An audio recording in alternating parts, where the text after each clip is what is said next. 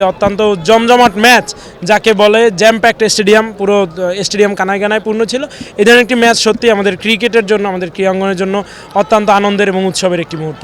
বরিশাল সর্বশেষ রংপুরের সাথে ম্যাচ খেলেছিল, তখন কি ভেবেছিলেন যে জয়লাভ করে ফাইনালে উঠবে? হ্যাঁ, তখন কিন্তু বরিশালের তখনকার খেলায় যে স্পিরিট ছিল, যেই গতি ছিল, তার মধ্যে দিয়ে একটি উইনিং সাইন কিন্তু আমরা দেখতে পেয়েছি এবং তার ধারাবাহিকতা, তার বাস্তব প্রতিফলন আজকে হলো। টানা 3 ম্যাচে চ্যাম্পিয়ন হওয়ার আগে টসে জয়লাভ করেছে।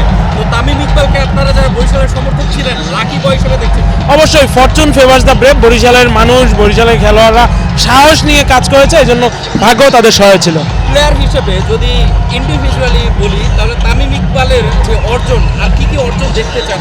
তামিম ইকবাল অসাধারণ খেলেছে। তামিম ইকবালের জীবনের বাকি যে সময়গুলো তামিম ইকবাল সুন্দর সাফল্যের সাথে কাটাক এবং বাংলাদেশের ক্রীড়াঙ্গনে ক্রিকেটের ক্ষেত্রে সে আরও অনেক ভূমিকা রাখুক, এই প্রত্যাশা রাখছি। বিশেষত আমাদের মিজান ভাই, যিনি এই ফরচুন বরিশাল টিমটিকে দীর্ঘদিন ধরে কষ্ট করে টেনে নিয়ে যাচ্ছেন, বরিশালবাসীর পক্ষ থেকে মিজান ভাইকে ধন্যবাদ এবং এই বিজয় সমগ্র বরিশালের, সমগ্র বাংলাদেশের। কষ্ট করে টেনে নিয়ে যাচ্ছেন এবং বেশ কয়েক বছর ধরেই তিনি চেষ্টা করছেন একটি বড় সাফল্য নিয়ে আসার এবং সাকসেস তার জীবনে লেখা ছিল এবং ফরচুন বরিশাল নিয়ে তিনি আরও একবার সাফল্যের স্বর্ণশিখরে আসেন। বাংলাদেশ ছাত্রলীগ ঢাকা বিশ্ববিদ্যালয়ের সভাপতি, হ্যাঁ। শহর কুমিল্লার ছেলে এবং আপনার সাথে ছিল জি।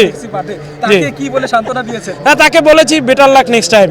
আশা করি সামনের বার যদি তোমাদের ভাগ্যের শিখে খোলে, তবে সেই সম্ভাবনা কম। আশা করছি বরিশাল আবারও বিজয়ীর বেশি বিপিএল জয় করবে।